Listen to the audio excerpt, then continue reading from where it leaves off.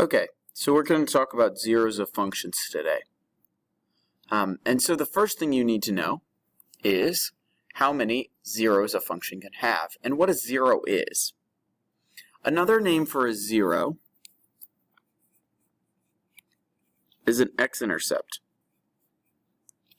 Or another name they could call it is a root. So these are kind of the three names synonymous with the zeros of a function. And what it really means is it's how many times when this thing goes around that it crosses the axis. Now these things will have as many zeros, x-intercepts, and roots as the highest degree. So this thing will have 2 zeros, x-intercepts, or roots, whatever you want to call them.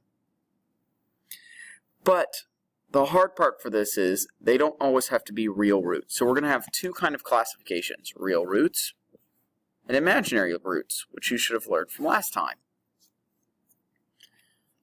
And so the nice part about this is we know that there's going to be at least 2 real roots or 2 imaginary roots, a maximum of the different things.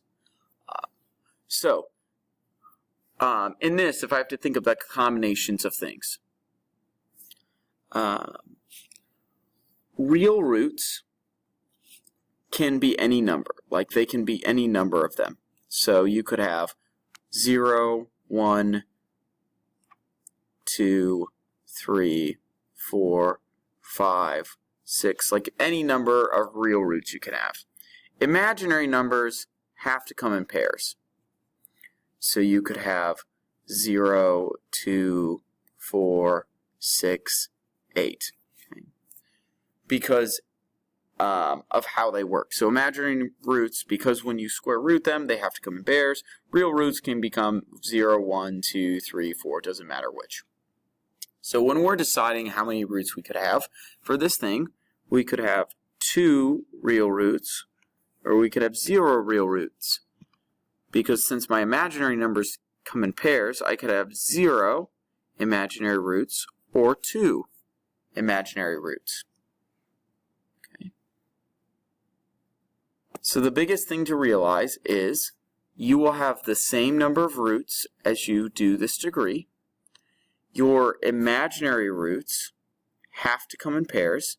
Your real roots can be any numbers. Let's try one more example of this.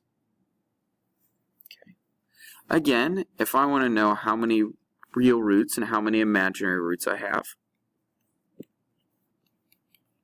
we have to look at the degree. So here I have 5 roots, and I don't know if they're going to be real or imaginary. So let's kind of think of the combos. I could have 5 real roots, and if I have 5 real roots, I would have 0 imaginary roots because all my roots are filled up.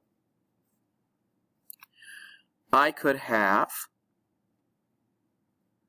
2 imaginary roots, and if I have 2 imaginary roots, I'd have 3 real roots because I have a total of 5, so 2 and 3, that gives me 5. I could have 4 imaginary roots and 1 real root. Now you might wonder why didn't I say 5 imaginary roots? Well, again, imaginary roots can't come in pairs. And you might have said I'm allowed to have 2 real roots, but if you have 2 real roots, you'd have to have 3 imaginary roots, so that won't work. So the game we play when we're trying to figure out the combinations of these is you want to make sure that the number of roots is equal to the highest power that you have. Real roots can be any number.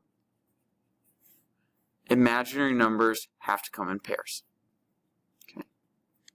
That's kind of how the different numbers of roots works. Now that I've thoroughly confused you with the number of roots that you could get, let's talk about how we can find these roots. From this last equation, it's really hard to find roots in an unfactored form. So it's a lot easier to find things in a factored form. And we should remember this from last time, is how do you find your zeros when you have this? Well, this should be -3 because the real question we're asking ourselves is if this thing becomes 0. Well, 0 times this would be 0, and 0 times this would be 0, so everything goes to 0. So this root would be negative 3. This root would be negative 2. This root would be 3, but since it's squared, it happens twice. So these would be the roots that I have. 3, 3, and negative 2, and negative 3. Let's try it one more time. This one's a little bit trickier to figure out off the top of your head because you're trying again to see what makes this equal 0.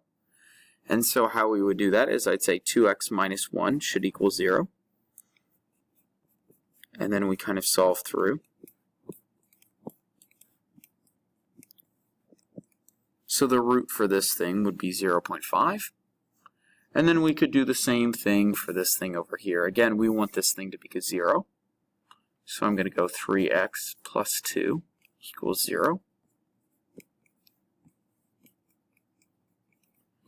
And again, we're going to solve through. And that root is going to be negative 2 over 3, or negative 0.6 repeating. So how you find these roots is, we really want these things to be in factored form, and once they're in factored form, we just figure out what's going to make these things equal 0. Let's go to our